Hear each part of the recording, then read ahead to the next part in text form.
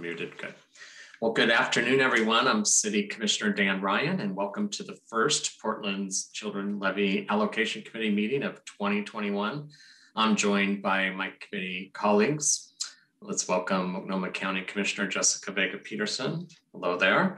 County Appointed Member Felicia Tripp-Folsom. Hello, Felicia. And County Appointed Member Tracy Russi. Hi. Business Leader Mitch Horniker will maybe join us later. He isn't going to be here for a little while. So let's go ahead and get started. I'm also joined by the Levy staff, Children's Levy staff, led by Lisa Pellegrino. And I also want to really thank everyone who's joining us on live stream. Before we get started, let's approve the minutes from November 30th meeting. May I ask for a motion? So moved. Second. Thank you, Commissioner Jessica Vega-Peterson. Someone seconded it. Who seconded I did. it? Felicia. All right. Thank you, Felicia Tripp. So all those in favor, say aye. Aye. Aye. Aye. Aye. Okay, it's unanimous. At this point, we have time for public comment on non-agenda topics. There will be opportunities to comment on our agenda topics later in the meeting as they're designed. Does anyone have their hand up? Who's monitoring that? Am I monitoring that? I am too, but no, there's no public, no members of the public have joined us yet. All right, well, let's just move on and we'll kick off the meeting with Lisa Pellegrino. We'll present information on the updated revenue projections from the City Economist. Welcome, Lisa, it's all yours. Folks, I am just sharing my screen here, so give me a sec and I will get this. Oops. My computer has been really slow today, so you're gonna have to be just a tiny bit patient. Oh, there we go. Okay, so as Dan said, I am going to update you on the revenue forecast that we received in January from the City Economist. So this is an annual affair, and he is projecting that our tax revenues are going to decline by 3.9 million over the 3-year grant period. And just to refresh everybody's memory, the 3-year grant period is the first year is we are currently in the first year of that 3-year grant period, and then there's 2 more fiscal years after that. So when we started this fiscal year, PCL's fund balance was 12.4 million. And just to refresh people's memories, especially those who were not with us at the time we were doing this, which would be Tracy and Dan Ryan, fund balance accrued over the term of the last levy, mostly due to actual revenues exceeding projected revenues. And we base all the grant making on the projected revenues that we have at the time that we make multi-year grants. So that's why fund balance accrued over time. Also in part because grant budgets are not always fully spent out. Anywhere from 1 to 5%, depending on the year, is sometimes not spent. So that can also accrue fund balance. So when we started all the grant making in 2019, the committee allocated 8 million of that fund balance to be allocated in the 3-year grant period that we just began with the large and the small grants. And we planned to use the rest of the fund balance for renewals of those 3-year grants down the line. The main reason for expending that fund balance over time and more slowly is to assure a stable level of investment year to year in the community. So we don't have peaks and valleys that lead to programs having to start and stop or cut people off of services, that kind of thing. So that was the overall goal. But given the fact that we are projected to have revenue loss, we can use that fund balance to make up for the projected revenue loss over the next 3 years because there's adequate fund balance for that. And we don't have to make, the good news here is that we don't have to make any cuts. I know when we were all making decisions last April and May, we were concerned that we might have to make cuts if revenues were substantially lower, but they're not projected to be so low that we have to do any cutting. So that's a big relief for grantees and for everybody. There's some possibility that we will have less funds than, or smaller amount of funding to invest in renewals down the line. That's FY 23-24 and 24-25, so that's a few years hence. But there's no need to deal with that at the moment. It's too uncertain to know whether we'll actually not have that level of funding just because revenue projections change year to year. It's possible that revenues will be more than what is anticipated. It's also possible that we won't spend down the fund balance quite as quickly if there is unspent grant funds. People don't spend their full budgets in a given year. So that's the revenue picture. Really considering the times, not too bad, and happy to take any questions or hear any discussion.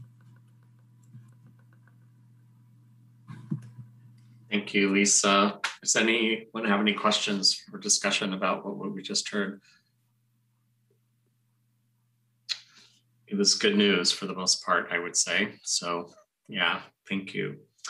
Are there any comments from the public? John? No? All right. All right, thank you, Lisa. We'll just move on to the next item. We have Erica Bridgman-Bonioli and Alex Sanchez. They will present findings and recommendations from applicant and reviewer feedback on the small grants funding process we just went through. Alex Sanchez was a member of the small grants design team. They are a senior manager at Multnomah County Domestic and Sexual Violence Coordination Office. Welcome, Alex. I'm glad you're here.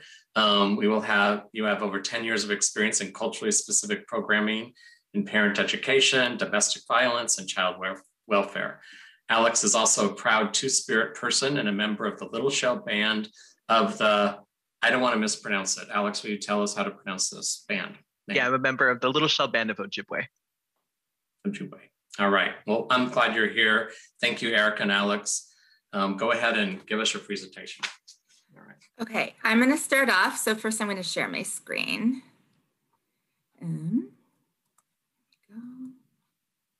Oh, wait, what just happened?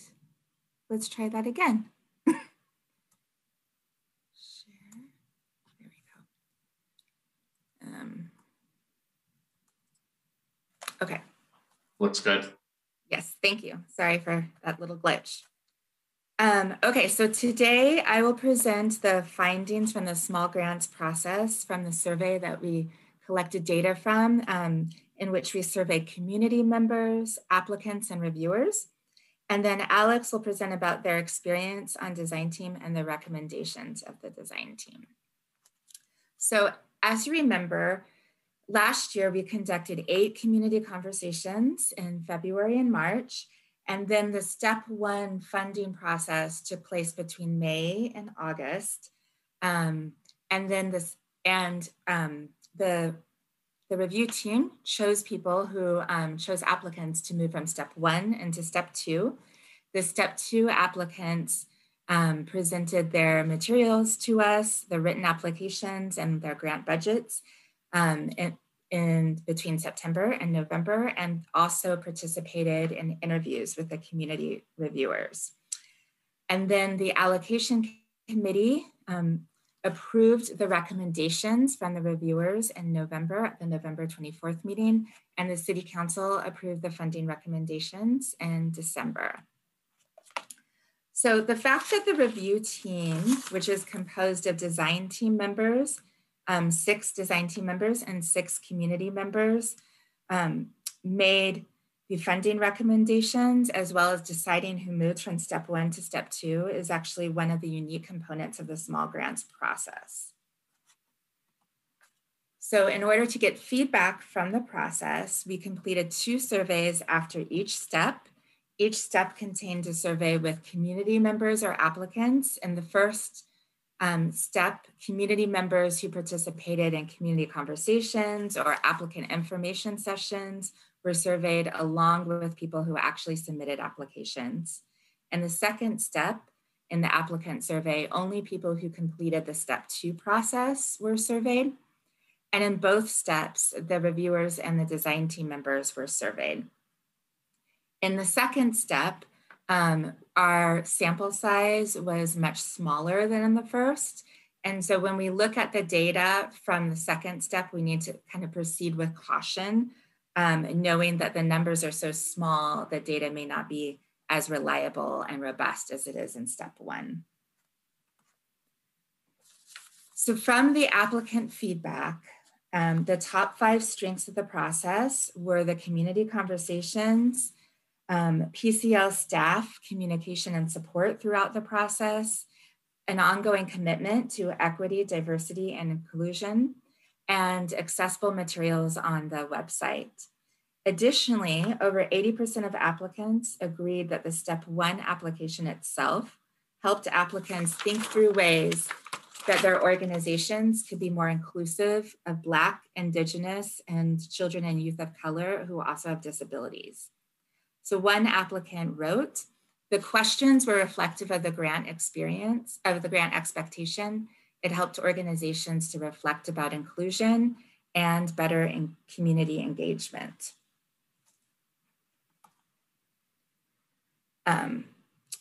While the applicants were satisfied overall, they also had suggested several areas of improvement.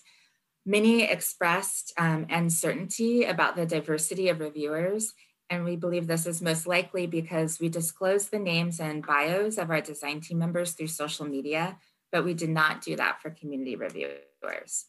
And also Step 2 applicants only met 2 members of the review team throughout the process.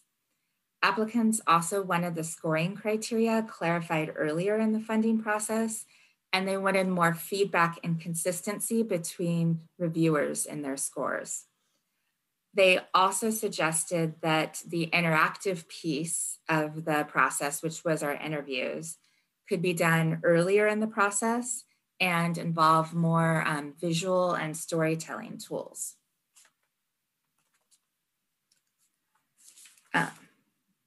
Now, one thing that we have highlighted here is that based on community engagement processes that PCL did in the past, Black, Indigenous, and children and youth of color with disabilities were a priority population in this funding process. All applicants were asked to explain steps that they would take to be inclusive of BIPOC children and youth with disabilities in their programs. While we received only 2 comments from applicants raising concerns in this area, we have included them here. So one applicant suggested that there be fuller recognition of disability within the equity lens. We appreciate the focus on race and intersectionality, but believe that disability often gets lost in this conversation, especially for people with intellectual disability and very complex support needs. Another comment was that they didn't feel there were enough supports for other orgs that were non-disability focused to provide support for children with disabilities. Next, we'll look at the feedback from the reviewers. The top strengths from the reviewers were again, PCL staff communication, the commitment to equity, diversity, and inclusion and the process overall, and the reviewer training and group meetings, which included the diversity of the reviewers, relationship building, timing and pacing of the training, and parts of the score sheet. Also, 100% of the reviewers said that they valued the top thing, which was the communication. Looking at the areas of improvement from the reviewers, there was concern about the scoring criteria. The reviewers found that while scoring criteria rewarded organizations that were serving intersectional communities, it disadvantaged immigrant-led and culturally specific organizations. This was addressed in the Step 1 decision-making meeting and presented to the allocation committee on September 14th, 2020. But reviewers commented on the importance of addressing this in future rounds. They also mentioned the reviewer training. A few indicated that the training didn't help build trust among reviewers or help them to understand the score sheet. Okay. They also discussed the final decision-making process, the applicant interviews, and feeling that we needed to look at ways to continue to make the interview process to be more interactive in much the same way that was commented by the applicants. And then finally mentioning the LGBTQ community as a priority population. So one comment about that was that I'd love to see some messaging from PCL to the general community and other granting orgs or organizations about what we learned in this process regarding oral communication versus written communication, and how that can create inherent disparity in a grant review process. And also how it highlighted that even among orgs representing marginalized communities, that LGBTQIA2+ and disabled youth are in need of well-informed and focused attention and programming. So in conclusion, both applicants and reviewers together experienced a high level of satisfaction with communication and support received from PCL staff. They felt that the process reflected a commitment to diversity, equity, and inclusion, and that there were improvements needed to the review process, such as how PCL communicates about reviewer recruitment, qualifications, and training, and also the scoring criteria used. We do need to acknowledge that there were some limitations both to the data and the process. Because this was a pilot which we were developing, as we were impacted by an unexpected pandemic, our options for some part of the process were limited. COVID-19 impacted our options for the interactive process and the community engagement in particular. In addition, our sample size for step 2 surveys was very small, and we have little data about people who participated in community conversations and applicant information sessions, but then chose not to apply, and little information about why they made that decision.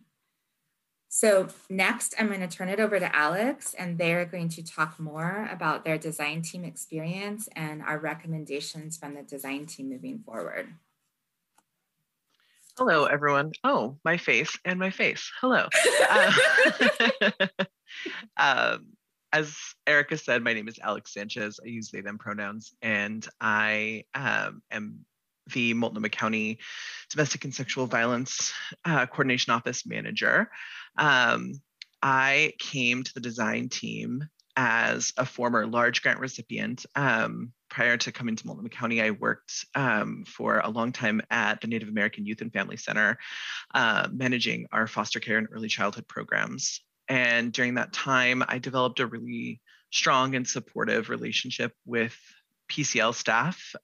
Huge shout out to Meg and both Lisas. But I was also very aware of the challenges that come along with government funding. I was really eager to engage in a process that would help broaden the reach of these funds, particularly in communities of color, LGBTQ+ communities, and disability communities, because it can be a really high barrier of entry for folks to take on government contracts or engage in grant making processes like the PCL large grant process. So as the design team, we really wanted to develop our funding process to center trust and relationship with prospective grantees and to address a lot of the barriers that have traditionally kept smaller organizations out of the larger grant making and government funding processes. Often, despite our best intentions, and as a government funder, I say this with all due respect, often our government funding processes are really driven more by the needs of the system and bureaucratic needs rather than the needs of community and service providers. Applications are often rely solely on the written word, which really disadvantages a lot of groups, including smaller organizations with less means to hire grant writers and those who speak English as a second language. So through the small grants process, we really sought to create transparency and allow for a variety of ways for people to showcase their work, and really wanted to center that trust and relationship building, which we often as government funders walk a really fine line between true transparency and relationship and trust and sort of risk mitigation and bureaucratic processes that really call for a lot of distance and some assumption of objectivity that really doesn't line up with a lot of work in the community. So there were several recommendations related to the funding process that the review team created recommendations on. And so one of the areas for improvement highlighted, as Erica said, was the interview portion, excuse me, of the application process. We took into account a lot of different considerations when we were thinking through step 1 and step 2 of the process, and really considered multiple options for how we could kind of jump that barrier of relying solely on the written word. And we felt we had developed a really excellent process. And then COVID-19 became an issue, and our options became much more limited. And our ability to build relationship with our prospective grantees was really curtailed by COVID-19. So kind of weighing our options for step 2, we found that the online interview option via video conference seemed like the most equitable and flexible solution. We knew it wasn't going to be perfect early on because a lot of folks have really different levels of familiarity, comfort with technology, access to technology. But by the time step 2 happened in the fall, luckily everyone had some practice with Zoom style meetings and had mostly kind of figured out their technology needs. So in the next round of funding, design team has recommended that we make some changes to the interview process, possibly moving it earlier, making it step 1, creating more relationship-based opportunities, and possibly taking our interviews out into community and meeting with folks on their turf and out in the world, or offering folks the ability to submit a video or audio presentation of their work. We feel like both of these options will give applicants a lot more agency in what they share and how they talk about their work, and create a less directed process for them to really dig into why their work is so important in community. Our other recommendation is that we transition the work of the design team into an ad hoc advisory board. So made up of a combination of current design team members, plus participants, including youth voice and parent voice, and other community stakeholders, possibly including reviewers from this first grant making process and other leadership from communities of color, LGBTQ community, and disability community. We feel like this ad hoc advisory board would really help to refine the grant making process based on the feedback from our current grantees and identify some priority areas for outreach, and suggest ways of outreach, such as meeting with specific community leaders, community conversations, and other means that will come to light. We would also coordinate some ongoing efforts with the large grant process, which is something that really excites me. I think that the small grant and large grant processes have a lot to learn from each other, and would make recommendations to the allocation committee about small grants. So we're really excited about the prospect of having this ad hoc advisory board come together to really continue that intentional mode of development alongside of our grantees. And I also just quickly want to give a special shout out to Erica, who really had to roll with a lot of punches through this whole first grant making process, and throughout everything really stayed centered in community, stayed centered in the needs, especially of BIPOC folks, LGBTQ folks, people with disabilities. And I think that her ability to stay centered in relationship really comes through in the feedback about the process from the folks that we interacted with. So I just wanted to give her props and just say thank you, all of you, for allowing me to participate in this. It was a really great process, one that I felt was just a really fantastic way to bring the resource of the city out to the folks who don't currently have access to them. So I appreciate you all. Thank you.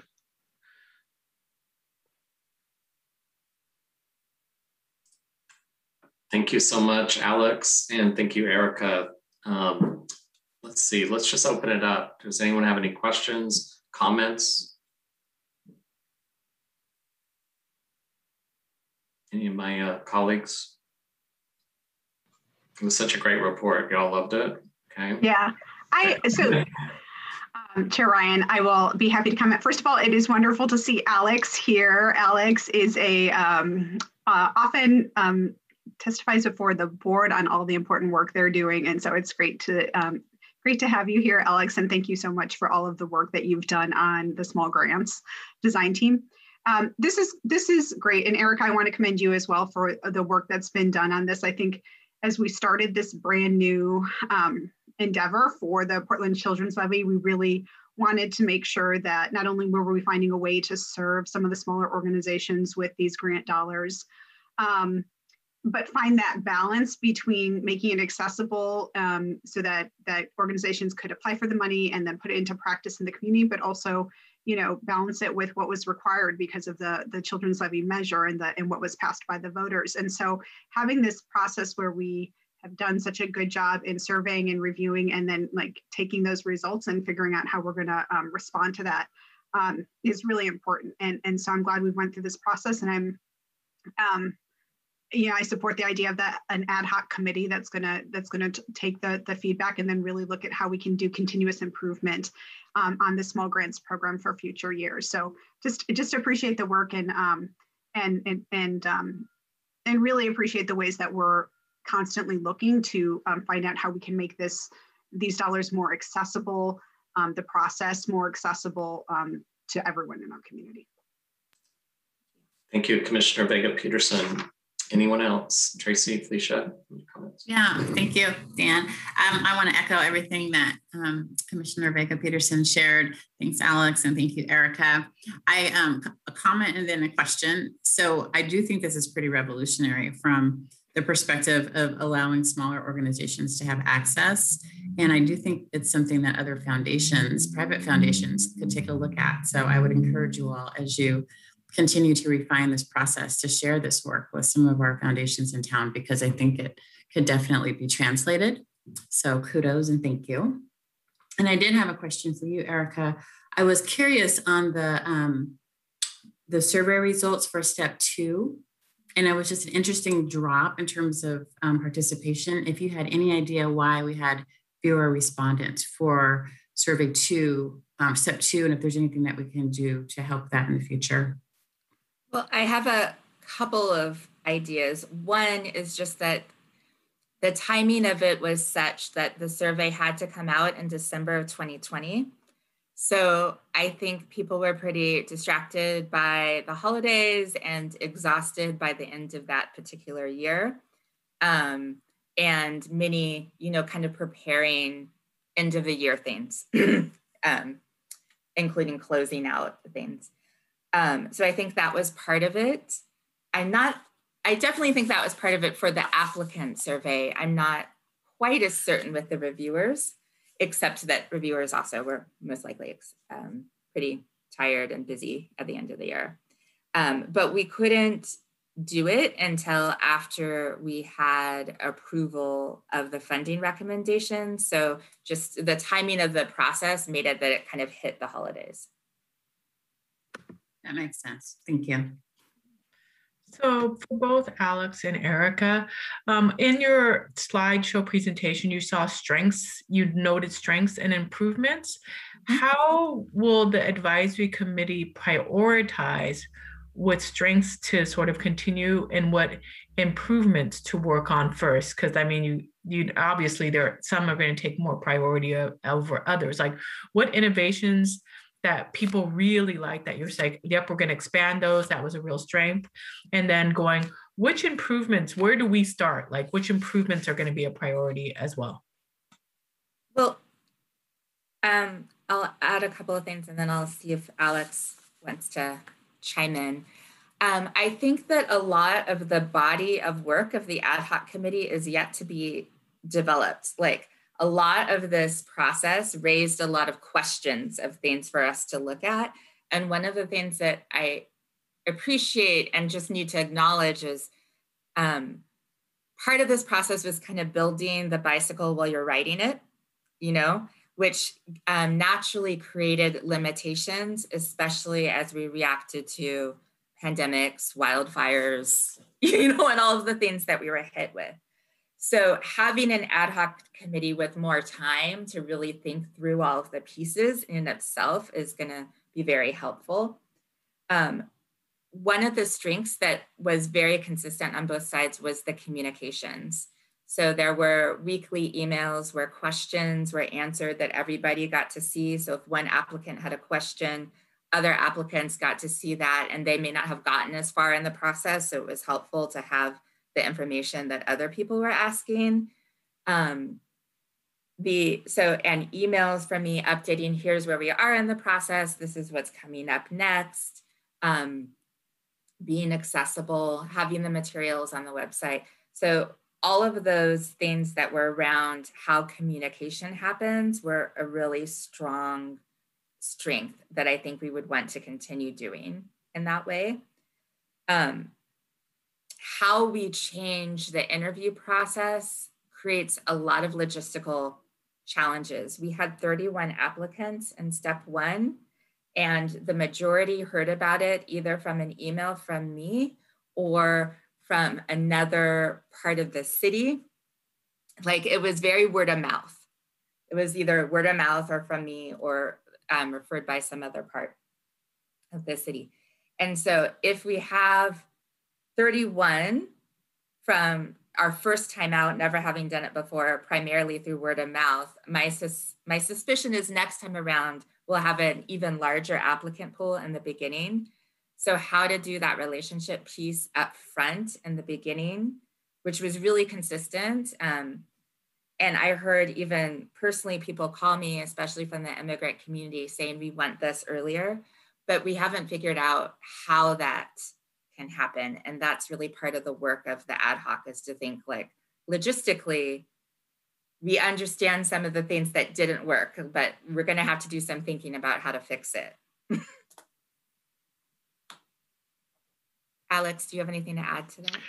No, I agree with everything you said. I think the only thing I would add is that having an ad hoc committee moving forward will also, I think, help us do some of the outreach that we want to do in communities that weren't as deeply reflected in the first go around. I think specifically about organizations that serve LGBTQIA youth, and some of the other smaller immigrant and refugee communities that we didn't see represented, though we had a ton in the first round. So really excited. And I think also would have the ability to do some more focused outreach and some more focused relationship building and technical assistance for folks who are engaging in the process next time around.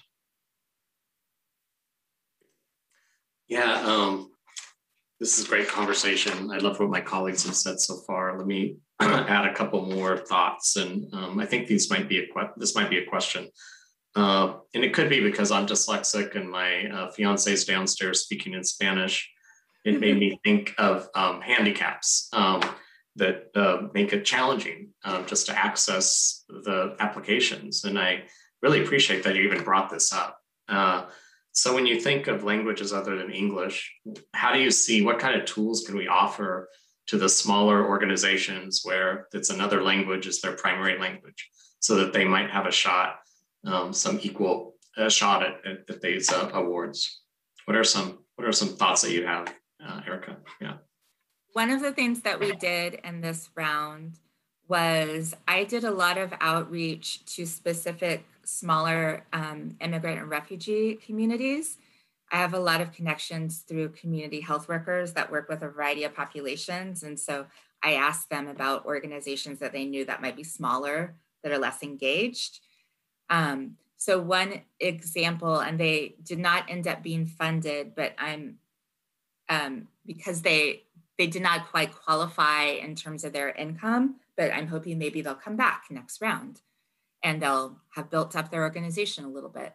But in the community conversations, we had interpretation available in the in-person one that we had. And when it was requested, we made the application materials available in Arabic. That was the only one that was requested in. So it was translated into Arabic.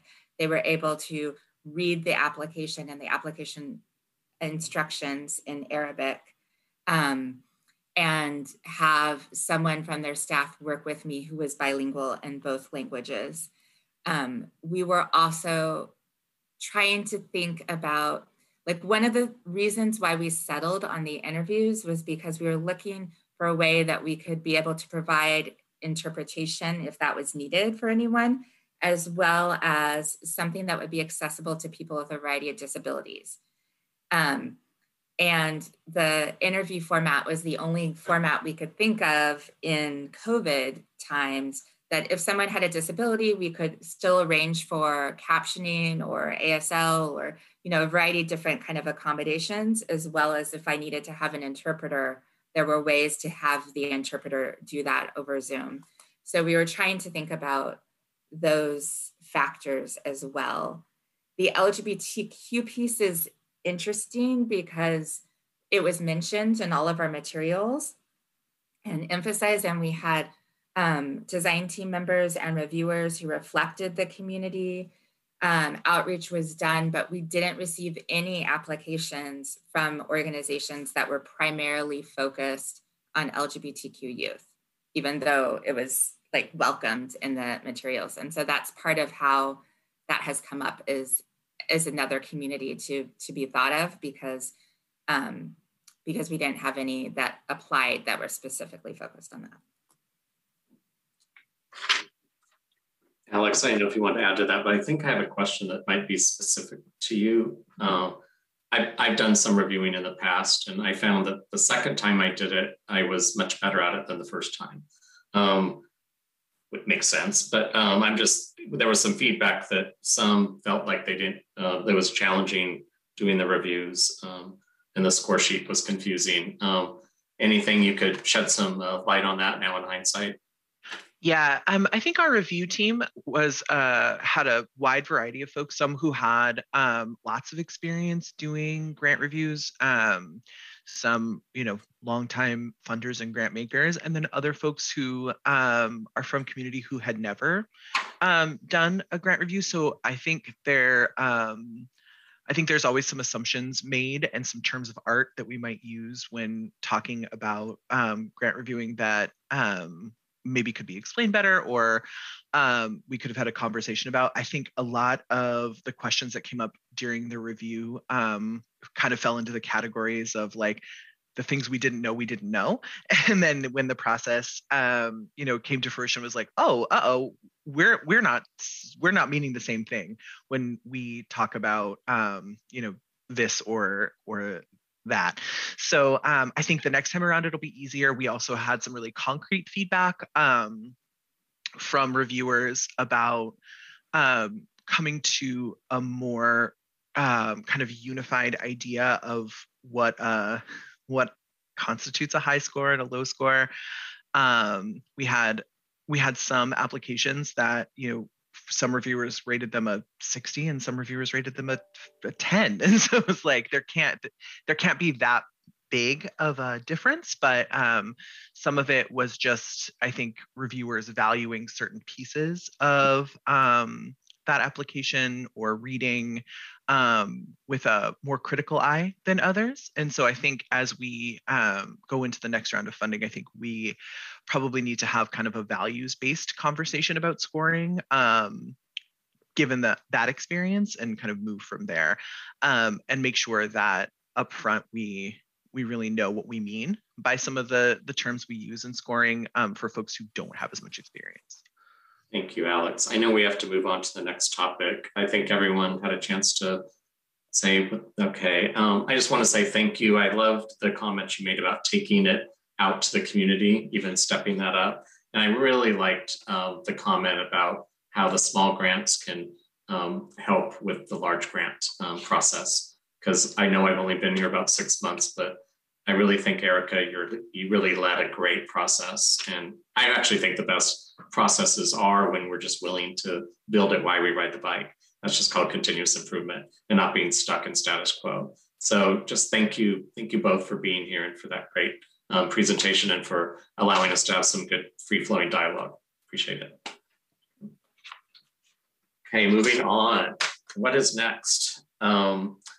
Meg, you're up. You're going to present findings and recommendations from applicant and reviewers from the 2019-2020 grant making process. Yeah. Seems like so long ago. Yeah. Well, the thinking cap you just had on can stay on. You just have to shift the perspective a little from the smaller grants to the larger grants. And I'm going to walk you through sort of similarly to what Erica did. Feedback that we heard from applicants and reviewers in that larger and longer process. So first I will share my screen.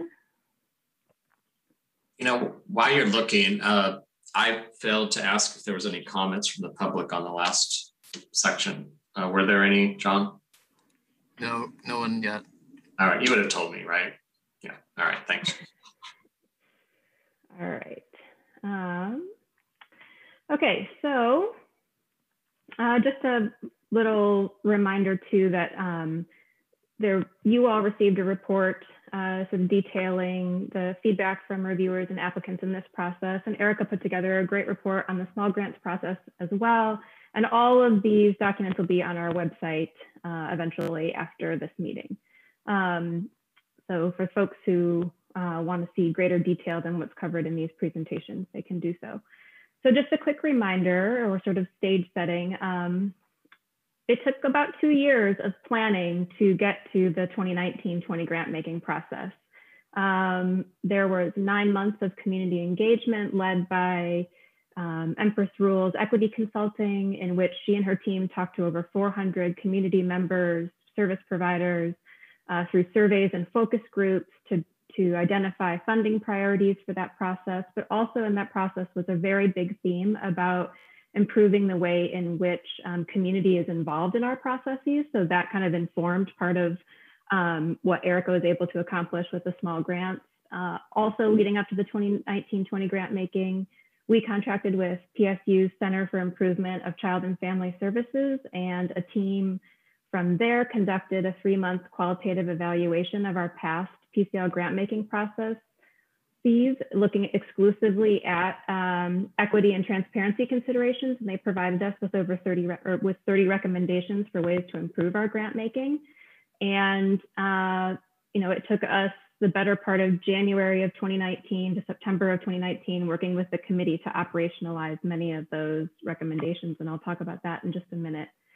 But I want to sort of clarify that last fall in September, we provided you all with some data about how the funding results looked compared to some of the process changes that we made. So we looked at sort of application data and who was funded and who wasn't.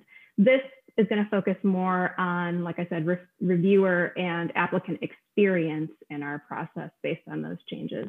And at the very end, I'm going to tie together some of what we heard from Erica and Alex with what's come out of findings in this process. So you may recall that part of PSU's recommendations and their suggestions for improving equity in our process included overhauling our request for investment or our application document, the questions that we asked, the scoring criteria, and really focusing on organizations' commitment to equity, diversity and inclusion, their staffing, their overall practices as an organization, and their programming. They made several suggestions around how we could better be transparent with our communication to applicants and support them through the process. So we created an FAQ on our website. We had a weekly question and answer email digest that went to applicants. For every question that an applicant asked us, we provided an answer to them, and we shared those questions and answers out to all potential applicants. And then we provided frequent email and website updates on our timeline and our funding process to applicants all along the way. We used a community volunteer review process as we had in the past, but we conducted outreach and recruitment for reviewers over 4 months.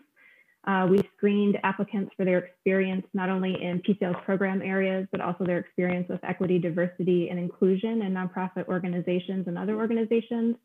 And then we provided reviewers with training and individual check-ins and stipends for their work in this process. And we also revamped the applicant testimony process to you all. So in the past, applicants would come to public meetings and provide testimony on behalf of their applications.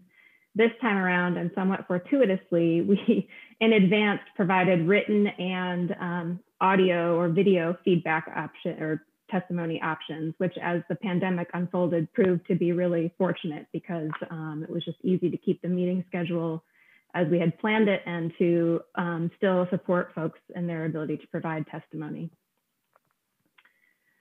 So we did some online surveys, similarly to what was done with the small grant surveys with reviewers and applicants through SurveyMonkey, and they were anonymous. We had a really high, excellent return rate, I would say, from the reviewer survey. Out of the 63 community reviewers that ultimately participated in our process, 54 completed our survey, and they provided some demographic data when they completed that survey. So we know that 48% of them identified as Black, Indigenous, and people of color, 24 of them as white, and 2 did not answer that question. It was an optional question. And then our applicant survey went out to 131 individuals that were associated with all of the applications that were submitted to PCL. 44 people responded to that survey. What we don't know is which applicants they're associated with because the survey was anonymous. And so we don't know if those 44 people represent, how many applicants they represent. So we do want to be a little bit cautious with how we interpret their data because we don't know if they're slanted towards a certain pool of applicants in that group or not. And then the surveys included Likert scale questions as well as open-ended questions. So the findings here are based on kind of where the Likert scale and the open-ended questions coalesced around some agreement.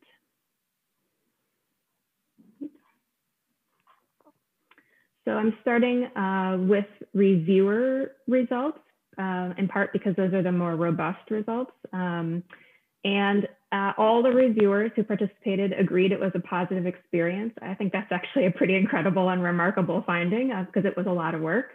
And in their open-ended comments, 25 of them had positive things to say about being involved in the community review process. And 52 out of 53 of the reviewers who answered the Likert scale questions on our survey agreed that the questions that were asked in the application helped them understand applicants' commitment to racial equity, diversity, and inclusion. So in that way, the changes that we made to the RFI really did help reviewers understand what they were looking at. In addition to that, what I think is remarkable about the feedback that reviewers gave is not only were they positive about being reviewers, but we asked them then sort of, here are 6 elements of the review process. Do you have ideas for improvements about these, or do you think that they need improvement? And so they both had a strong experience in being involved with our review process. And then they also had comments on how to make it stronger. And I guess I feel like that speaks to their care about our process. And so these topics are ordered by where there was kind of the most energy of feedback to sort of the fewest comments and areas for feedback. So reviewers, 17 of them offered comments to make improvements on the application's focus on racial equity, diversity, and inclusion. What's interesting in their comments is that they pooled in kind of like 2 areas. There were folks who offered they wanted more structure in our application, sort of which types of questions were asked, how they're asked, and how the points are weighted for those questions. And then the sort of other half of the comments coalesced around wanting more flexibility and less structure and a little bit more reviewer discretion in points and things. So there was a little bit of tension in there. The next area that reviewers had feedback on was the application questions themselves. In general, their feedback suggested that the application is long. They would like to see it sort of be less burdensome for applicants if there's ways to shorten or simplify the questions and offer more support and instruction to applicants. They think that would be worthwhile. They offered some comments around the score form mechanics, sort of making it easier for them just to complete the scoring exercise itself. Like, could it have an Excel auto calculator in it? Could it have a little bit more guidance on scoring certain things? Could it be a fillable form? And then finally, there were kind of a few reviewers who suggested that the training and practice for reviewers could be, they would like more practice doing scoring before they have to do it on application, so improving training. And they also noted that they could use more time to do it or have fewer apps to score or be provided a greater stipend. Applicants had in this process some similar feedback around communication as they did in small grants. One of the strengths applicants noted in our process was around our communication and transparency with them around the entire funding process. So nearly all of the respondents to the applicant survey agreed that staff communicated well about process and timelines. Most of them agreed that the question and answers, the weekly question and answer digest, was a transparent way for them to have similar information about their application and the funding process. There were also, for the most part, most of the respondents agreed that the testimony changes were better than providing testimony during public meetings. And all of them agreed that getting their score forms that reviewers completed prior to having to submit testimony was helpful to them. And then applicant feedback where they noted improvements needed was really around two areas of the process. One was around the decision making, and one was around sort of the review process. In the decision making part, several noted that they didn't really understand the process that was used to facilitate allocation committee meetings, and they didn't understand some of the rationale that the committee used in their decisions. They also noted that they didn't understand the information that we as staff provided to explain the funding recommendations that we gave to the committee. And in their open-ended comments, they provided some ideas for just improving the process, but none of those coalesced around a theme. There were 5 discretely different ideas, but still they're offering ideas around wanting to see improvements in that area. With the review process, 20 out of 44 of the respondents were neutral about their satisfaction with PCL's recruiting, screening, and training reviewers, which suggests they didn't really know what we did there. A couple were not satisfied with the criteria. It's more than a couple. A few were not satisfied with the criteria used by reviewers, and a couple offered comments about what to improve there. So when we look at kind of what applicants had to say and what reviewers had to say in this particular process, we do see high satisfaction with PCL's communication, and it suggests we should continue using the practices that we instituted, including the flexible testimony options. And given reviewers' own positive experience in this process and the sort of what came out of community engagement a while back around having a value of making sure that there's community involved in our process, we think continuing a community-based review process is important. And then their feedback around all their feedback around improvements in the process suggests ways to involve them maybe more or sooner in order for them to feel more prepared, but also for them to kind of help structure the application questions and criteria. And I think there's some of that theme that came out of small grants too. We'll talk a little bit more about that. Obviously, we can improve communication with applicants about the review process itself, sort of how we recruited reviewers, what their qualifications were, how we trained them. It did seem like they just didn't have enough information about that. And then there are questions about how to increase transparency in the decision-making process, whether we need to change how we facilitate the meetings, whether staff or reviewers should make recommendations, and ways in which we could help increase the transparency around allocation committee members sharing their rationale for decisions. So finally, when we look at the two processes together and kind of think about what came out of the feedback from both of them, it's clear that staff communication and all the practices we've been using were a key strength. So that feels good because we made a lot of work and improvements in that area, and it's good to know that on average applicants felt that way too. And it's clear in both processes that we could do a better job making sure applicants understand what the review process will be and who will be doing the review. Given reviewers' energy around and ideas for improving the process, there certainly seems to be questions about whether and how we could involve them more deeply in designing the application questions and scoring criteria. And then a key learning from the small grants process that could be used in the large grant process is to consider having reviewers rather than staff make the funding recommendations to the allocation committee. In the small grants process, applicant feedback didn't really coalesce around criticism of the committee process so much as it did in the large grants. So it does kind of raise questions about whether there's ways to mitigate some of that by involving reviewers in the funding recommendations in our larger grants the same way we did with the smaller grants. And now it's open to questions. I'm going to stop sharing that presentation. I'm happy to field any questions. Yeah, thank you, Meg. Let's open it up to questions and comments. Meg, this is Felicia. In the large grant process, because it's been a while since I've been in, do we, for applicants, do we show them what is a strong proposal versus a not so strong proposal, like giving them an actual sample of it?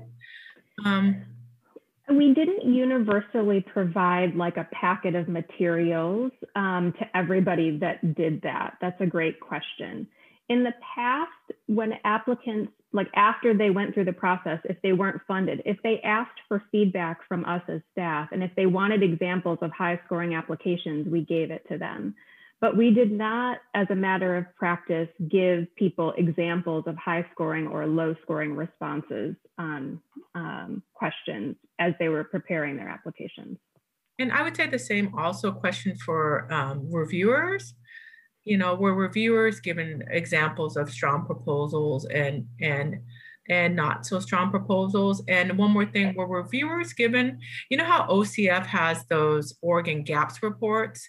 So it really shows you like the gaps in regards to social, economic, racial, all that, so that reviewers know sort of what to look for in those, opportunity gaps. Are they given any sort of context around that piece as well? So I'm just thinking about it based off of your feedback that you got from reviewers and from applicants as well, and thinking about just listening to Erica's review process as well. Because it sounds like when I look at the small grants process, they were over communicated in a good way, given more information than some of them actually needed. And what I'm hearing as a theme from our large grant application is they need more communication in areas that we assume they know. And that's for both applicants and reviewers around like, what is that sort of transparency on what is a strong application? What is an application that it doesn't address all of the needs? For example, when you're a grant reviewer, it's not only being able to say, here is the need, here are the activities that are associated with the needs, here are the outcomes we're trying to address, and here are the disparities that exist in the region, right? So you can clearly read that as a reviewer, if you're a seasoned reviewer like myself, in an application. Well, I didn't realize until about 10 years into reviewing grants that not everybody understood that naturally when reviewing applications. So it's what Commissioner Ryan said, is that you get better as you review applications. So I'm just thinking about how we can break down some of those assumptions. Great question.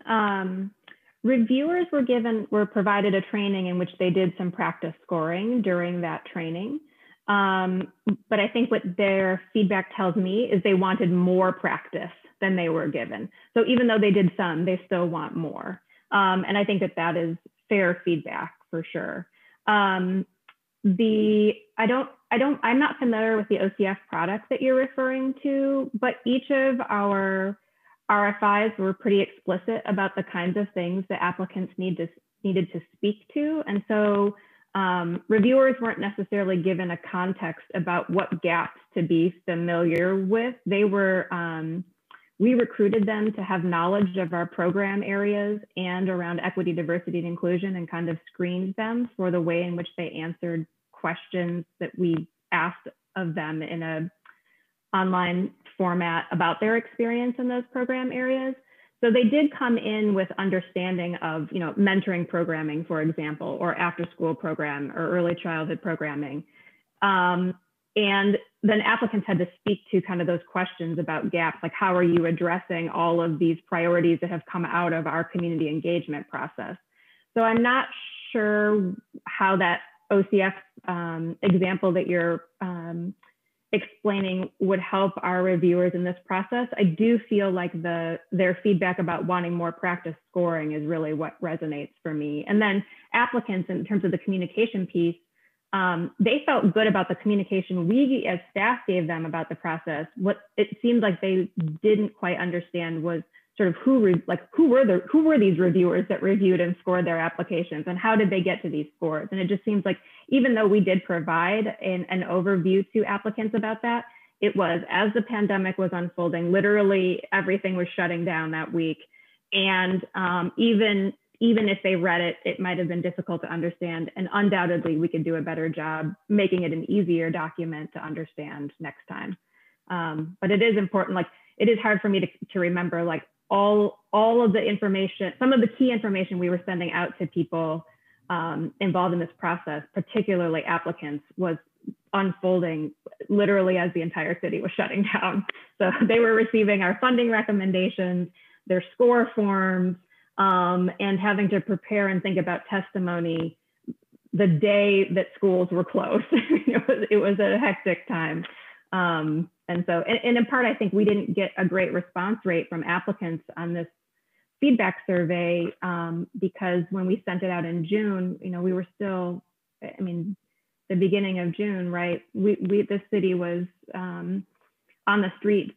So there's a lot of parts sometimes it's hard to remember that context as we think about this, but it's another reason why, I guess to me, what I think is really interesting about reviewers' feedback in both processes is, and now that, I mean, they really were involved and in the materials. And so if you could harness their ideas about how to write the questions and how to create the scoring criteria, not to say the applicant shouldn't be included in that, but I think if they understand and formulate all of that and agree to what they're about to embark on, then I think there's less confusion once they're in the middle of it. So I don't know if I answered your question. Meg, I put the report in the chat for you. I think it's the right report, but I asked the team. Okay, thank you. And I'll ask the team at OCF for it as well. Okay, well, I can copy and paste that out of the chat into my own files here. Thank you, Felicia. Anyone else? Okay, I just have, Meg, I just have one question. When you were showing the demographics of the recipients, of the applicants, correct? I thought I saw that, right? There was demographics of the reviewers who responded to the reviewer survey. I did not have. Oh, that was demographics of the reviewers. Yeah. Oh, okay. Our applicant data was part of what we discussed in the fall. But go ahead. But ask your question because I can. Well, my question doesn't really. Well, I'll just say what I think. What I thought. I thought that was for some reason applicant demographic data. And then I couldn't remember what the reviewer data was, but I was looking at the reviewer data. So do you think it did a pretty good job of the demographics? Do they match up pretty well? Reviewers to the applicants? Yeah, historically, there's been a disparity, if you will, with reviewers not being as reflective of the community as the applicants, I think. At least that's been my experience. So I was now I'm more impressed than anyway, good job, because the reviewer numbers looked really good. I would say it's the most diverse reviewer pool that we've had. So that was definitely an improvement. So of the 50 plus people who responded to the reviewer survey, out of the 63 total reviewers we had, I think I noted 48% identified as Black, Indigenous, and people of color. I'm not sure what figure to compare it to with applicants, because applicant organization staff could be 10 people, it could be 40. So I'm not sure how to draw the comparison. I mean, I guess I would say probably that by and large, applicant organizations, employ probably collectively, if we were to look at all staff demographics we have from all our applicant agencies, probably a slightly more diverse staff than we had reviewers. So there's, I'm sure, room to improve in the diversity of our reviewers. Yeah, no, it's trending the right way, I'm sure. Hey, when we were reading about the surveys from the applicants, was that only those that were awarded, or was it those that participated? We don't know, because we didn't. So we didn't ask them the question because we didn't want them to feel like they couldn't be honest if they were one way or the other. Like if if they said they were funded right and then they were still critical, we didn't want them to think that we would be retaliatory somehow, like that we could find out who they were and somehow be retaliatory. Yeah. And similarly, right, we didn't want to say if you were unfunded and then have them think they couldn't really speak their mind, because then they'd be somehow jeopardized in a future process. So we just didn't ask. Well, I know, but we would never do that, I hope. But I'm just thinking, I know. It'd be really interesting to see, I think, those that were awarded and those that were not, and then see if there was a difference in how they, the feedback that they came. I can tell by their open-ended comments in some cases whether they were awarded or not, because they were clear, you know, in their feedback. And so, of course, you know, it's people who didn't receive funding and said so somehow in one of their comments. It was also included other. Yeah, stay with that question. Maybe you'll get different opinions from people that do surveys on if it's a good idea to ask that question or not. I think it would have to be, that's a great idea. But I think when we were going through it, given the time that we were putting the survey together, and again, knowing where people were emotionally, we just wanted to be as barrier-free as we could in our survey questions. And did you appreciate the feedback on the stat on having the reviewers have maybe more influence over the decisions than the staff? And is that the way we experienced with the small grants? I mean, well, Erica should chime in, but it seemed like in the small grants, there wasn't a lot of negative feedback from applicants about reviewers' role in recommendations. Okay, so that's an example where you're learning from one another, and exactly. It might prove, okay, yeah, that seemed really solid, what we experienced with the small grant. So I just noticed that distinguishing difference between the two. Okay, yeah. Anyone else have any feedback or questions before we go to the next item? All right, move on. Meg, you're still up, right? I'm still up. I hope everybody's hydrated. No, everyone is just on the edge of their seat. And is there any public commentary, any public testimony? John, I just have to ask you that question now then. Yeah, no problem. No, there's not. All right, sounds good. All right, carry on, Meg. All right, will do. All right, so now you can kind of switch your thinking caps a little bit, because we're going to look instead at the performance results from all grantees funded in 2019-20. So while we were doing that grant making process, we still had 65 plus grantees responding to and handling the pandemic once that began to unfold. And 9 months.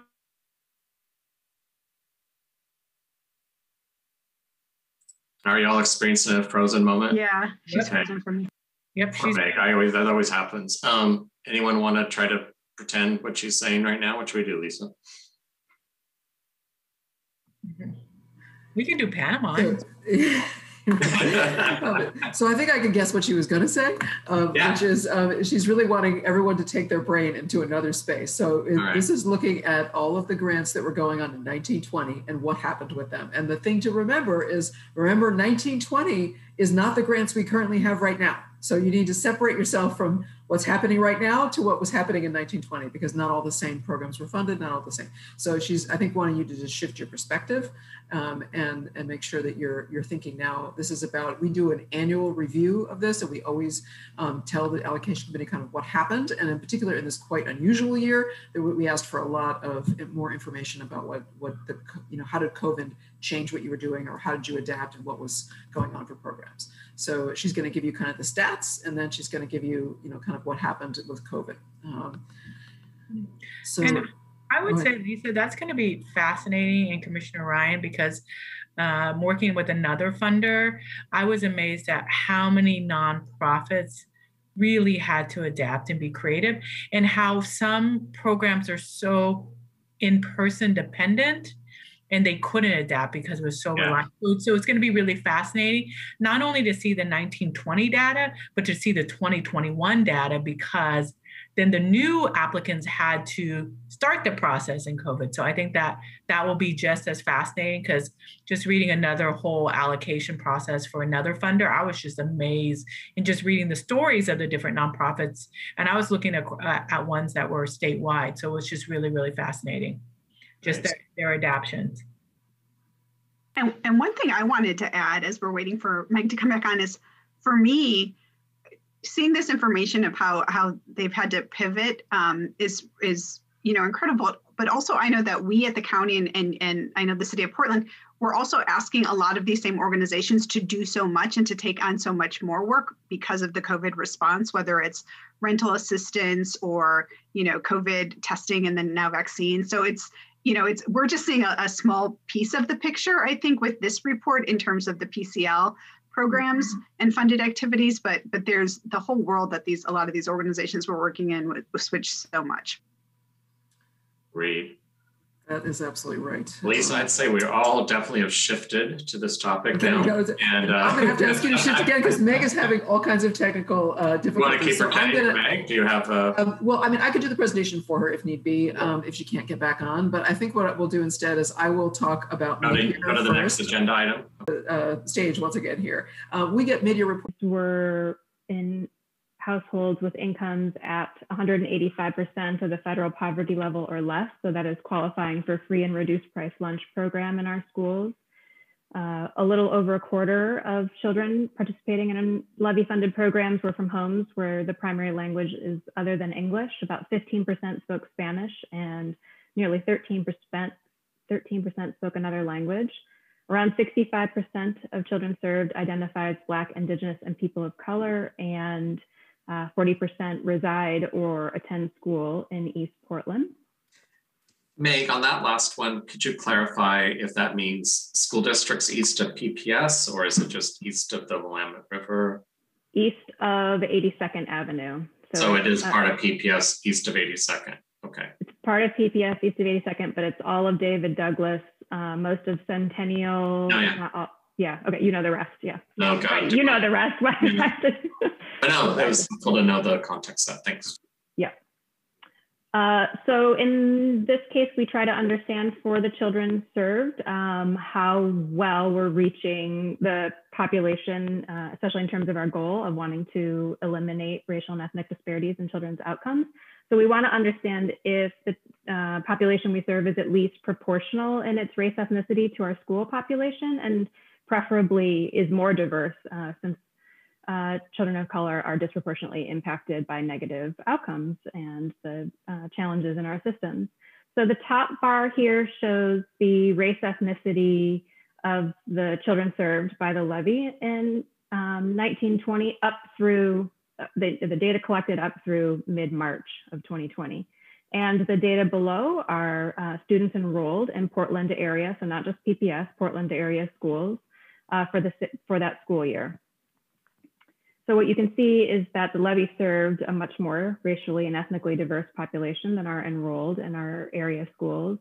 And I do want to point out that there is a little bit of challenge to how we compare these data, because the way that the school districts handle their data is slightly different than ours. So the primary example that I usually point to is the Latinx community in the school data. So in that bottom bar, the schools count any child who identifies as Latinx and African American, or Latinx and Native American, strictly as Latinx in this count.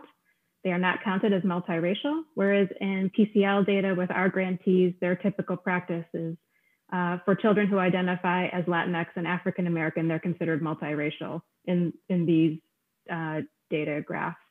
So there's a little bit of difficulty in some of the comparison. For 6 years, our grantees reported to us on disaggregated race and ethnicity identity data in that multiracial category. And so what I can tell you is that when they provided those data to us, the number of children who identified, for example, as Native American more than doubled when we looked at that category. The number of children who identified as Latinx in our data increased by 40%.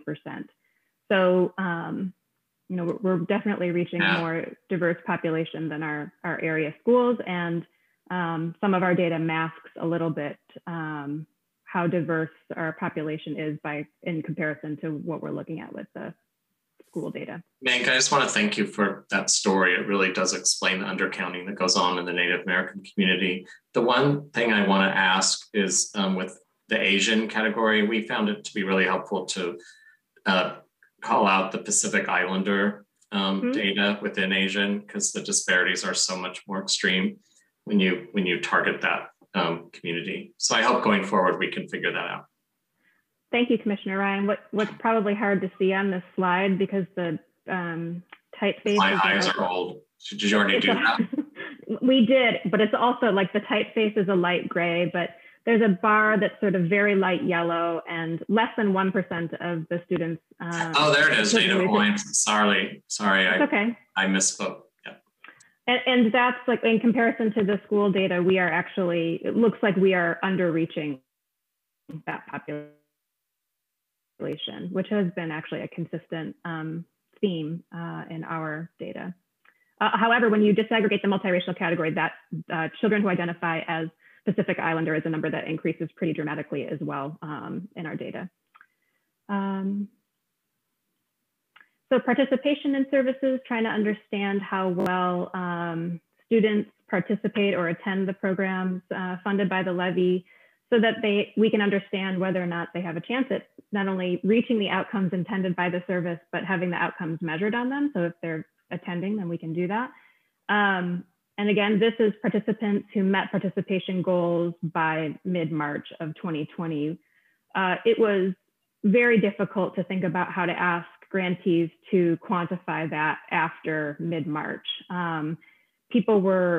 Organizations were pivoting their entire workforces to have the equipment and the connection to work remotely. They hadn't figured out what constitutes or defines participation in a virtual era, and they were responding to families' needs. So we didn't ask anyone to talk to us about those data after mid-March. Normally that rate is closer to 80%, but without a full year of data and given the disruption, it was lower this year. Outcomes, so for the 60 grantees who track outcomes, again, separately from hunger relief, collectively, they track over 200 different goals. So there's an average of about 3 to 5 goals per grantee, and they met close to 80% of the goals that they track. However, this year, several grantees who track goals related to school attendance for the students that they serve and school behavior for the kids that they serve, we were not able to get those data from the school district this year. We might have been able to, but we elected not to ask grantees to track down the participant list that they would normally track, that we then submit to MESD, who then compiles for us the number and percent of kids who met the school attendance and school behavior outcomes that we're looking for. It would have only been for 3/4 of a year. It would have been difficult to compare those results to what we typically have for a full year. And the school districts were not tracking attendance and school behavior, obviously, after mid-March of 2020. So we just opted not to ask grantees to worry about those school-related outcome data for this year. So in this next slide, what we do have, though, are a couple of highlights. So in each of our program areas, certain programs track similar outcome goals, and this is the number of programs who track this specific outcome goal and the percent of either of children, youth, or families who met that goal. So even for the outcomes that they were able to track up through the middle of March, typically over 90% of children, youth, or parents and caregivers were meeting the goals that they were tracking. Staff turnover, we look at annually just to understand program stability. Again, it does have an impact on program implementation. And this year, for the over 750 positions that are funded either full-time or part-time across levy-funded programs, only 16.2% of those positions turned over, which is pretty low. It ranges from typically 15 to 20%, and those rates are similar in the sectors that we fund in: after school, early childhood, foster care. So turnover had declined in this past fiscal year. This is actually one set of data that's for the full year, not for just the 9 months. And just a reminder that the levy invested in a 4-year training and workplace wellness and reflective supervision, consultation, and support effort for program areas that had our highest turnover. That's our child abuse prevention, intervention, foster care, and early childhood program areas. And during the time that that effort was in place, turnover in 2 of the program areas, early childhood and foster care, declined over 3 years. And for the past 2 years, it declined in child abuse prevention intervention. So we were feeling pretty positive about that effort. All right, on to the COVID emergency response, things that we learned from grantees. So we asked grantees to talk to us about service delivery, how well clients remained in services, whether or not they did new outreach and enrollment, how they responded to the emergencies, and what kind of planning and lessons learned took place. So this is really covering that mid-March through the end of June period of last year. So nearly all programs, again, this is not hunger relief, we're gonna talk about those separately. Nearly all programs pivoted to offering some kind of virtual service. There were a few after school programs for which that was difficult, but the rest managed to do it somehow. Almost all of them said that their clients remained enrolled. However, they did not do a lot of outreach or enroll new clients. They really were trying to focus on and manage the needs of the families they were already serving.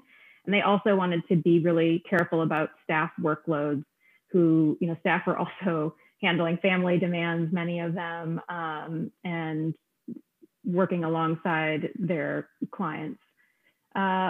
Nearly all programs offered some kind of direct emergency assistance and relief to families, everything from food, diapers, wipes, personal protective equipment, activity kits and materials, technology equipment, gift cards, utility and rent assistance, or other referrals to support.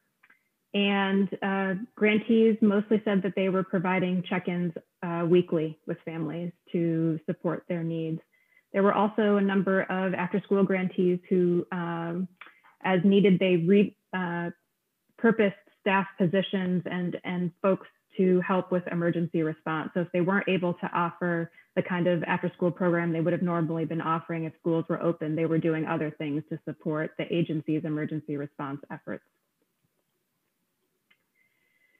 And some of the things that grantees reported to us about how they kind of internally managed their response. They spent a lot of time figuring out how to take care of their staff, and staff looked out for each other and how they went on to support families' needs. I have a couple of quotes I'll share in a minute. Agencies had to develop immense new policies and procedures from working from home, as I said earlier, and pivot entire workforces to becoming equipped and remote. They spent a lot of time, as I'm sure many of you are already familiar with, providing support to families to access technology equipment, to get online. And grantees were many of what I would call the first responders to digital learning platforms. They were helping families navigate and understand all of the different communication and platforms that school districts were providing in order to get kids into initial distance learning school. And they're still doing that, as Lisa will tell you a little bit more. And then they talked about how much they were providing up-to-date, relevant COVID-related health and safety information to families. They were also like a very clear path of that information. So here are a couple of quotes that grantees shared that I'll read out loud. One's from an early childhood grantee.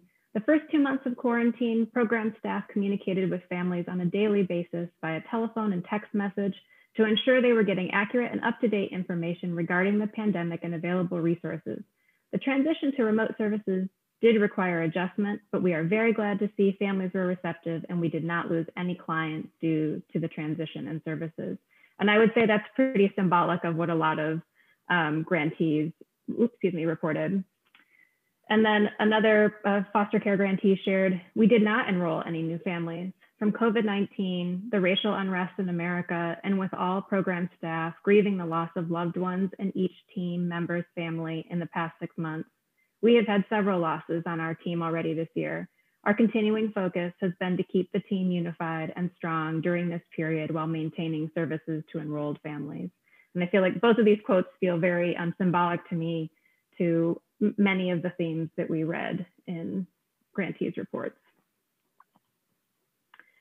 So hunger relief services, these data are on the full service year because these programs, these 5 grantees were in a very different position than the rest. They were directly responding to needs immediately and not having to consider the virtual transition in the same way our other grantees were. So some of these data are up through mid-March.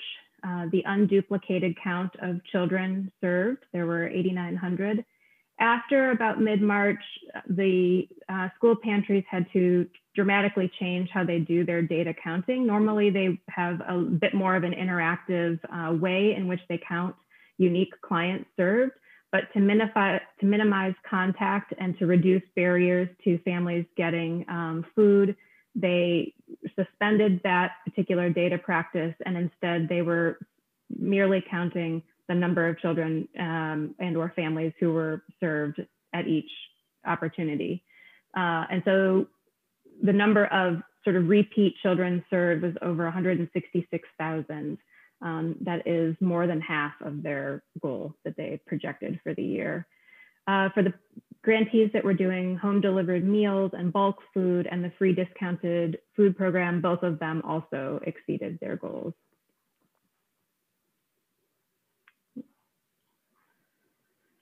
Demographics, again, these are only through the unique clients served as of mid-March, but about 60% of children and over half of the parents and caregivers served in the hunger relief services through mid-March identified as Black, Indigenous, and children of color, people of color.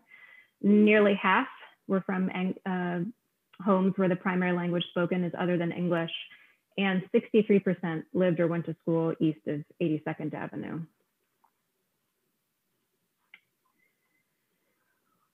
The unique story for the hunger relief grantees is how much they had to handle the upheaval to the school pantry system, and that can't be overstated. Partners lost access to equipment and food that was stored inside of schools. They had, people needed emergency food more than ever. Partners had to get permission to distribute food at the school properties. They had to consolidate pantries, and partners needed to communicate with each other even more frequently, and as well as clearer to get the word out about where to access food once sites were consolidated and changed.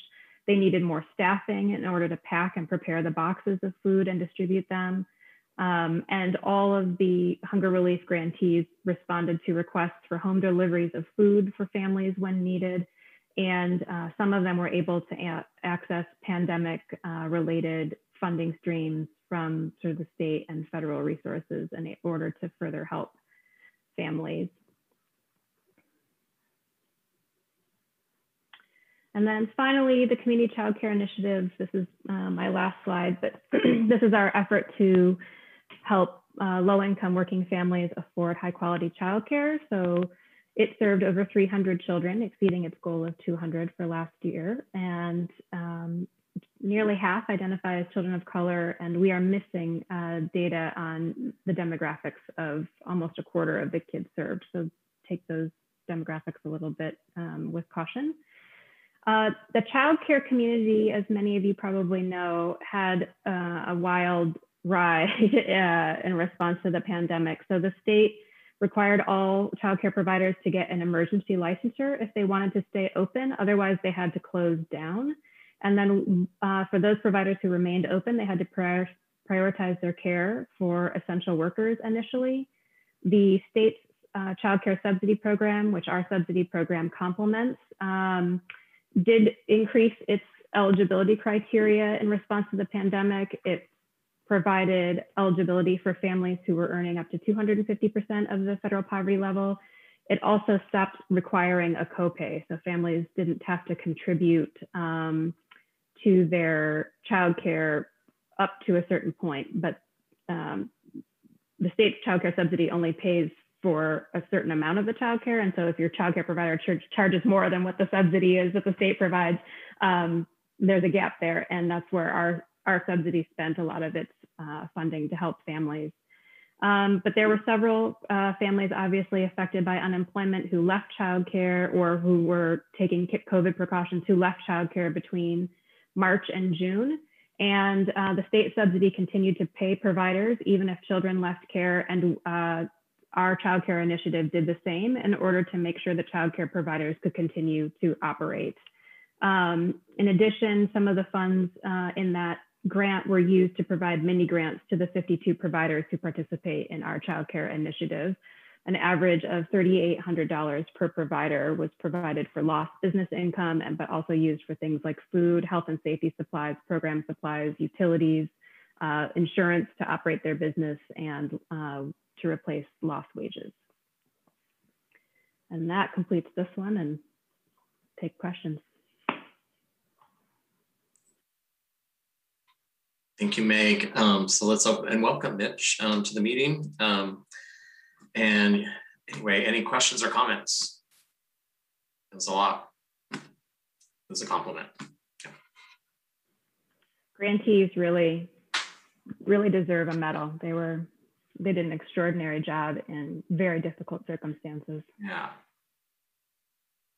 Okay, anyone on the committee have a question, comment? I just have a comment, Chair Ryan, and I just appreciate all this information and really, Meg, what you said about the way that our grantees were able to pivot and you know, when I think of the way that they all responded to COVID and what their communities and their clients were facing, it was like, how do you serve people in the moment? How do you get, you know, and I appreciate the flexibility that you and staff did in giving them the space to do that and to respond, you know, in recognizing that we'd had to do changes in how we're on the data we're asking for them, for instance, and some of that other information, because it's exactly what the moment called for, and it was truly a crisis and still is a crisis in so many ways. The one comment I have, and this is just something, and it's, you know, it's a little bigger than this topic itself, but I'm so concerned about the impact for children and families and really just for everyone though, from the mental health perspective after everything we've gone through this year. And I really think when the levy is up for renewal, we really should think about having mental health be an additional funding category for it. And so I just wanted to put that out there now, because I really am concerned about the resources that we have, the resources that we're going to need. And it's always been an urgent matter, but I think it's more of a crisis now than ever. Thank you, Commissioner Vega-Peterson. While I have the floor, I'll just say, I guess it's kind of more of a comment. So when I looked at the percentage that we're serving east of 82nd in the schools, it was 40%, 40.3. And then when you looked at the hunger data, who it was impacting, it was 63%. So I really hope as we go forward to really look at seeing those that we grant at a higher percentage east of 82nd. I think we got a really good barometer of that disparity with the hunger data. So I just wanted to put that out while I was there. The second thing is, this is also bigger than this moment, but it's just something we all think about. When you hear the reports that child abuse cases are down, we all know that it's because teachers and counselors were always the number one source for that data. And so it's been overwhelming to think about over the last year, what we're missing. And so my question, I guess it is a question, are you hearing from any of our partners who have access to the families because they became really their partners to try to navigate teaching and learning, if you will, help them navigate that during this time of virtual learning? Have they been a resource to help with that reporting? Have you heard any stories about how they've had to show up and take care of that gap that's been unfortunately created because our children and students haven't been in our schools? Commissioner Ryan, I'll jump in. Lisa Hansel, grant manager in the child abuse prevention and foster care program area. And I would say it's a continued focus of all of our child abuse prevention and foster care grantees. Meg mentioned in the reporting that grantees were contacting families at least weekly, and many in the child abuse prevention and foster care program area, we're contacting even daily, sometimes more than daily. You know, I've shared the same concern since the beginning of this as well that you mentioned. I think that our grantees have, in child abuse prevention and foster care particularly, have really done a lot to stay connected with the families and children that they are serving. You know, I have raised concerns about the families who weren't connected to the services. You also heard that most of the grantees were not engaging new families in service.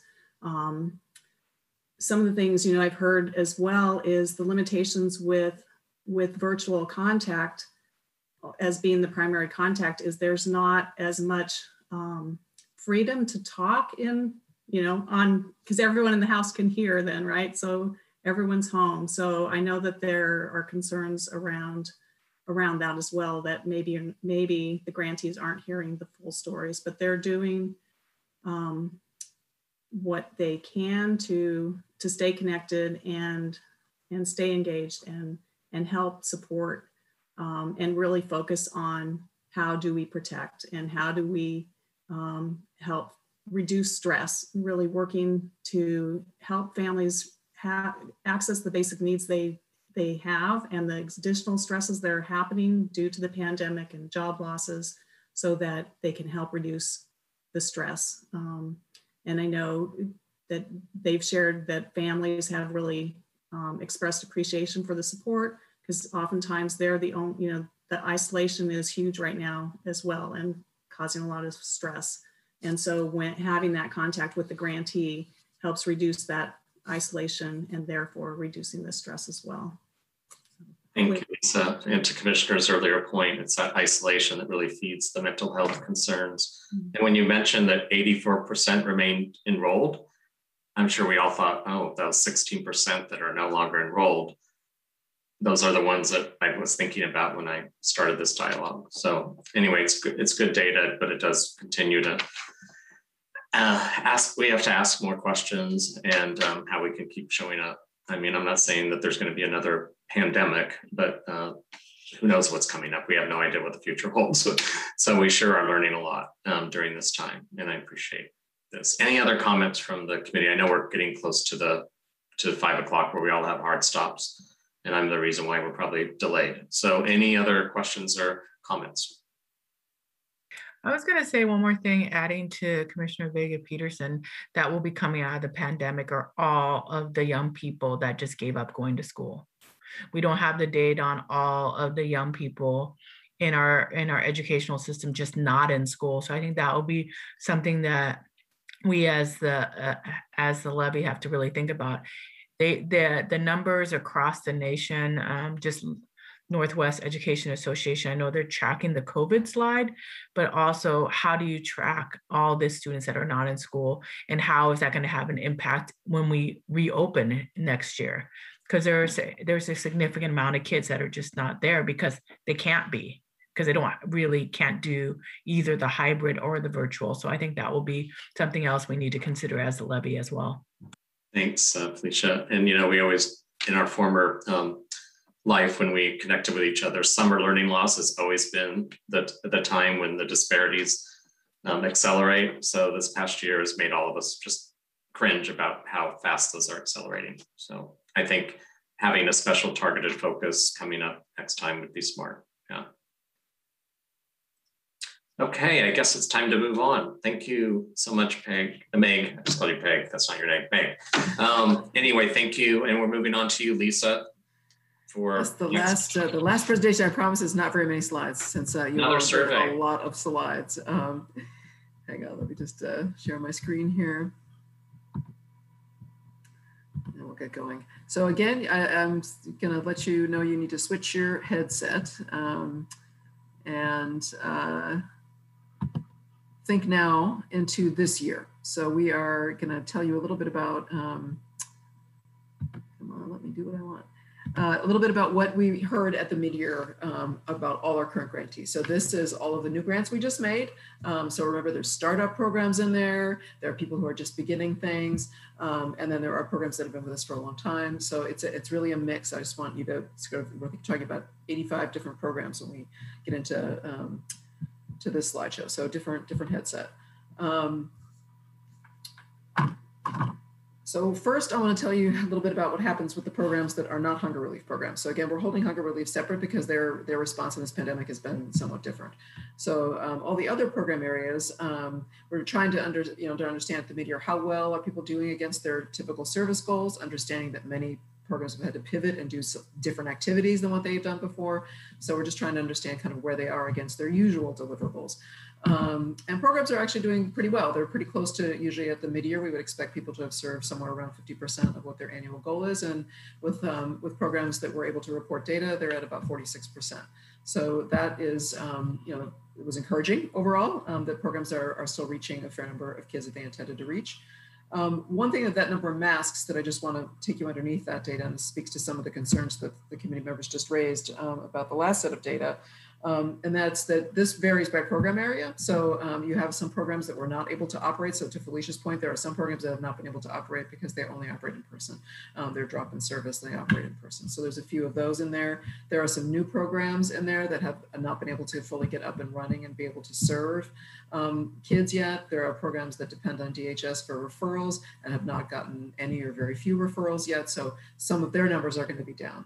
After school programs have some specific and unique issues to their areas because with schools closed, they're not able to connect with families and students directly. And the SUN program, which is throughout the whole county, is not focused on doing any kind of facilitation for after school programs at all. They're focused on helping meet families' basic needs. So that has made it very difficult for some after school programs to be able to operate at all or bring kids in to programming. And then the last big thing on after school programs that has been a barrier is screen fatigue, which I'm sure you're all experiencing right now being in a 2-hour Zoom meeting. And it's very challenging for kids after all day on online school or however many hours they're spending on online school. They're not necessarily interested in participating in another program and maybe their parents don't want them to. So that's some unique things I just want you to keep in mind that are a little bit masked in that overall data. We'll probably see more variability this year in terms of numbers served and goals. Community Child Care Initiative, which you just heard last year's report from Meg, they are over there. They're at 81% already of their annual goal, so doing fine this year.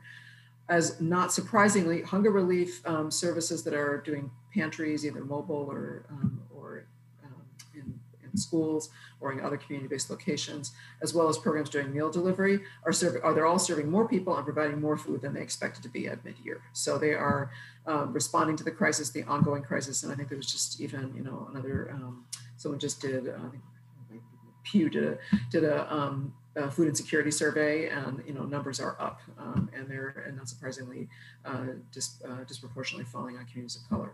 So so that's something I'm glad to see that people have been able to harness other funding streams and other resources and be able to provide food to more people. The education-focused hunger relief programs have really pivoted to supporting emergency food relief in various ways, and have also done some virtual education. So folks in that, there's only a couple of them, but they were able to pivot as well. So we also asked, oops, hang on. Whoa, no, go backwards. Okay, sorry. My controls are falling apart at the end of the meeting. So we asked grantees also about challenges. What are the challenges they're experiencing in this first half of the year of, this is now 9 months into COVID. And as you may expect, they have coalesced around some of the themes you've been hearing about from Meg in the challenges that were evident in the first 3 months.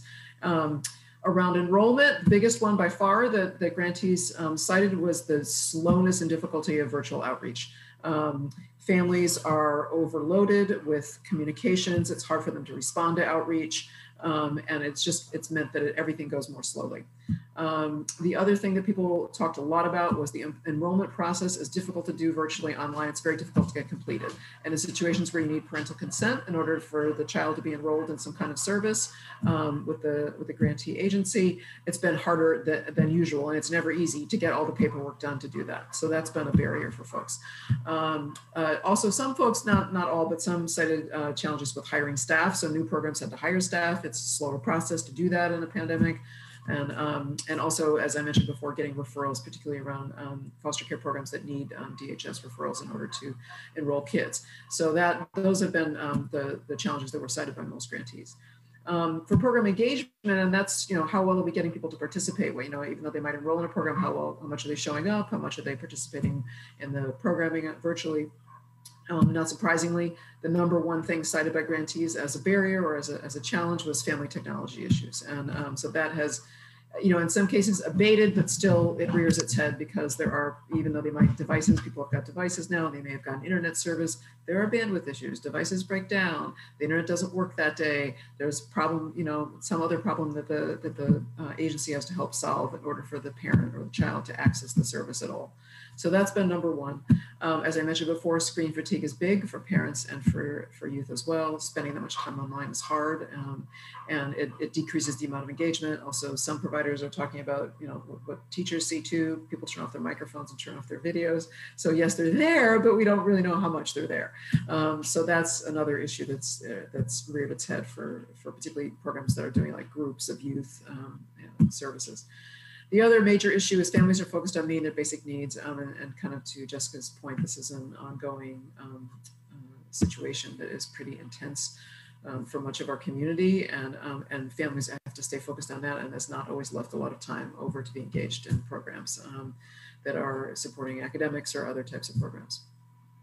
And then last, we specifically went back and did a lot of meetings with grantees one-on-one and asked them about how mental health issues have been showing up.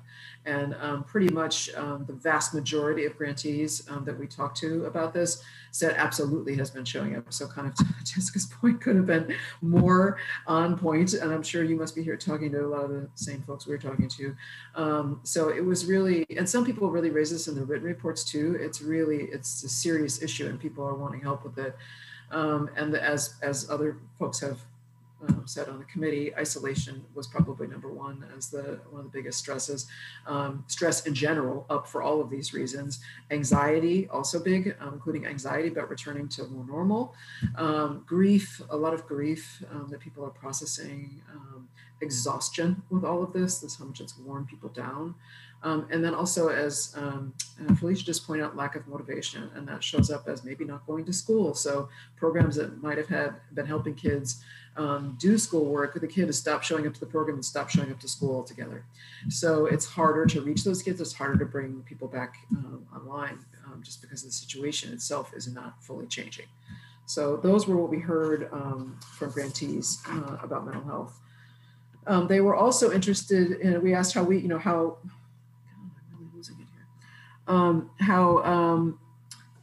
how could we help? What kind of support do you need from PCL, and what should we be doing as we face this last bit of the pandemic and also as we return to normal? The number one thing that people asked for was continued flexibility. So we've given, at your direction, given people flexibility in their contracted deliverables and the types of services and what they're doing. And we plan to continue that flexibility in a couple of specific ways.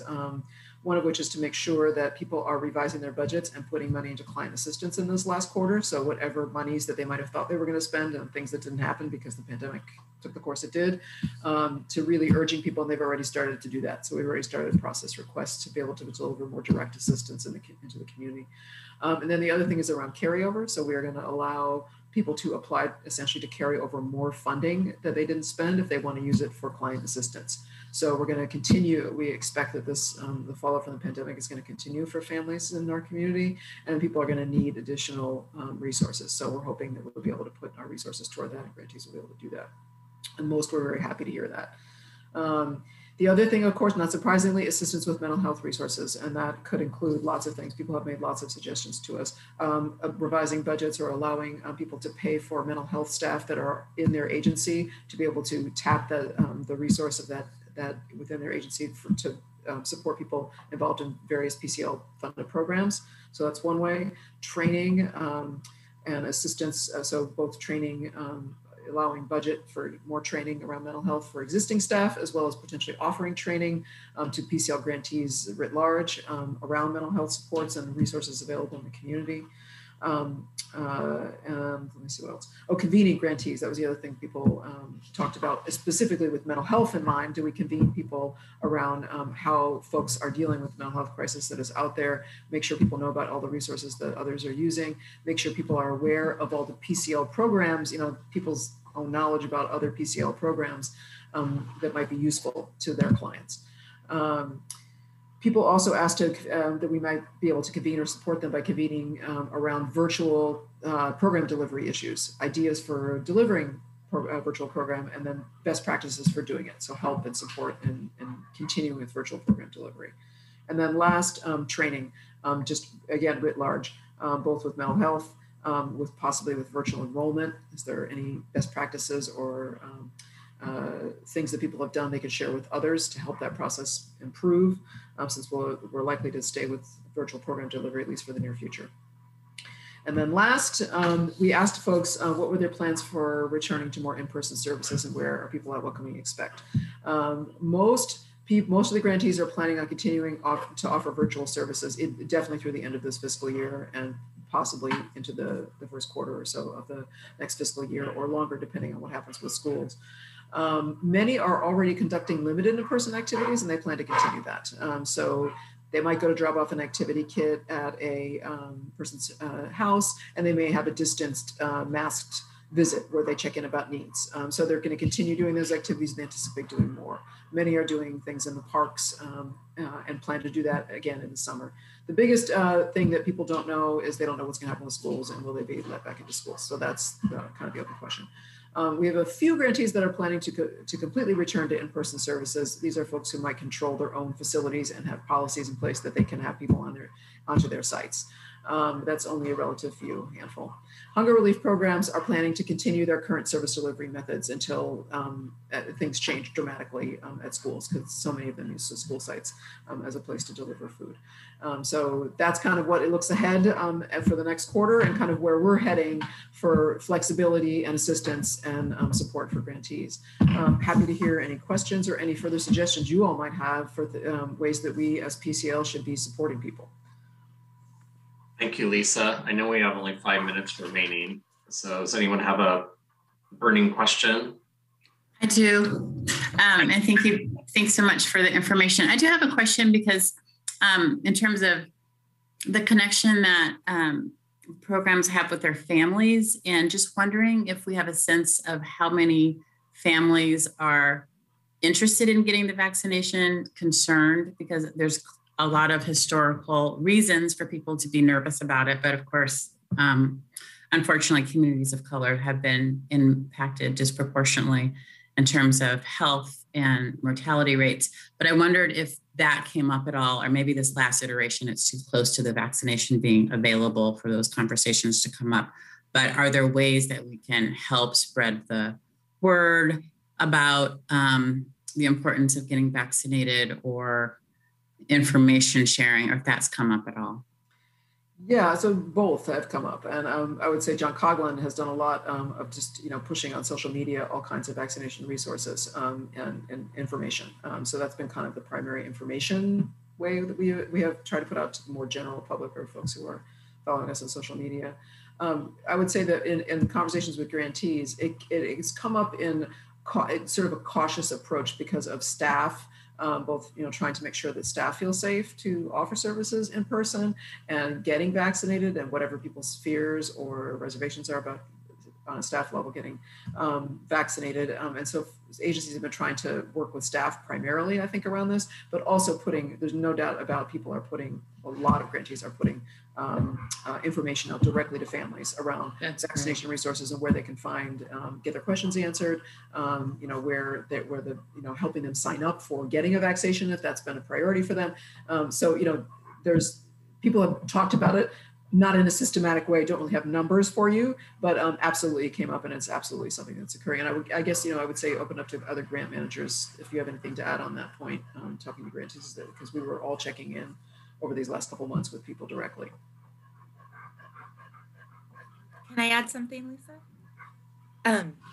I have been sending out, I get a lot of information directly from the county about all kinds of different COVID stuff, clinics, materials in a variety of languages, and for disability community. I mean, it's been very comprehensive, and from other sources as well. And so I have a list of about 80 people, which includes my grantees, but also other people that I outreach to in a variety of ways, that I have been really trying to focus on getting those kinds of very specific information out to the communities about. And it's the only newsletter I have ever produced where no one has asked to be taken off the list, and people have sent me fan mail because they have not been able to get access to that information in other ways. And so I just appreciate really being able to try to do that.